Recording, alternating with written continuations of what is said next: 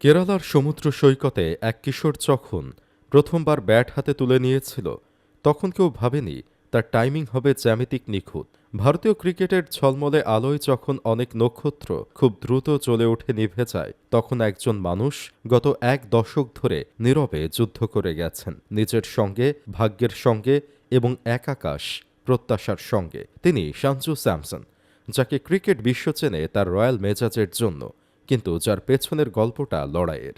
তবে আপনারা তার লড়াই সম্পর্কে জানেন? তিনিই হয়তো ভারতের একমাত্র প্লেয়ার যার নিজেকে প্রমাণ করতে অনেক সময় লেগেছে। তার অভিষেক ২০১৫ সালে হলেও তিনি বারবার হারিয়ে গেছেন। তবে চলুন আজকে সঞ্জু স্পেশাল স্যামসনের সেই লড়াই সম্পর্কে জেনে নেই।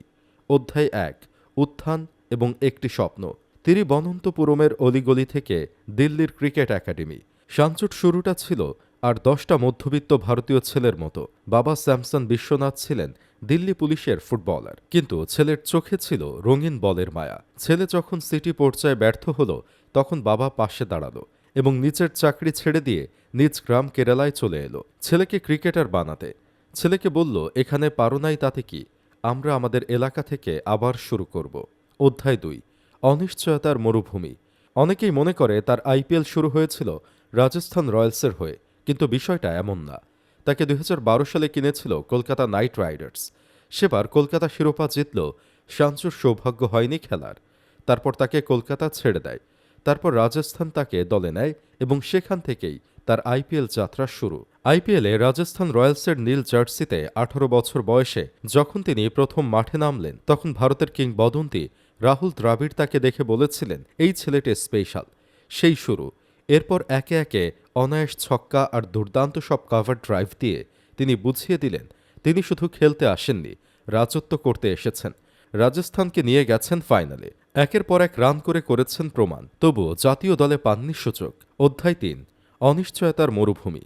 কিন্তু সঞ্জুর গল্পটা সোজা পথে চলেনি। প্রতিভা থাকলেও ভাগ্য তার প্রতি সবসময় সদয় ছিল না।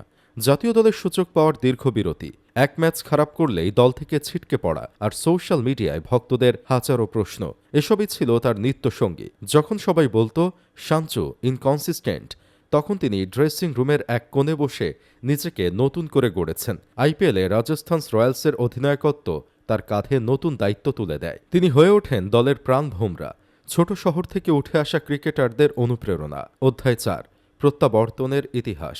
২০২৪ সাল। ক্রিকেট বিধাতা যেন সঞ্জুর সব পাওনা সুদে আসলে ফিরিয়ে দেওয়ার সিদ্ধান্ত নিলেন।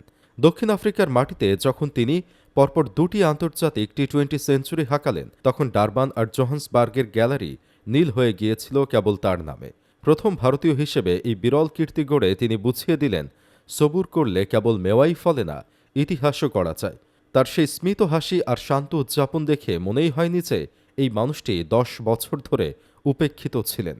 অধ্যায় ৫, ঐতিহাসিক বিশ্বকাপ। সঞ্জু স্যামসনের গল্প কেবল প্রতিভার গল্প নয়, এটি সঠিক দিনের অপেক্ষার গল্প। কারণ বছরের পর বছর ধরে সেই একই বার্তা শুনতে থাকা, পরবর্তী সিরিজ, পরবর্তী ম্যাচ, পরবর্তী সূচক, এবং তারপর এই টি-২০ বিশ্বকাপে অবশেষে সেই দিনটি এসে গেল। ওয়েস্ট ইন্ডিজের বিরুদ্ধে এক বিশাল চাপের ম্যাচে ভারতকে ১৯৬ রান তাড়া করতে হয়েছিল। সঞ্জু স্যামসন ক্যারিয়ার বদলে দেওয়ার মতো এক ইনিংস খেলেন। ৫০ বলে ১২টি চার এবং ৪টি ছক্কার সাহায্যে ৯৭ রানের অপরাজিত ইনিংস খেলেন এবং ভারত সেমিফাইনালে জায়গা নিশ্চিত করার জন্য ৪ বল বাকি থাকতেই জয়লাভ করে।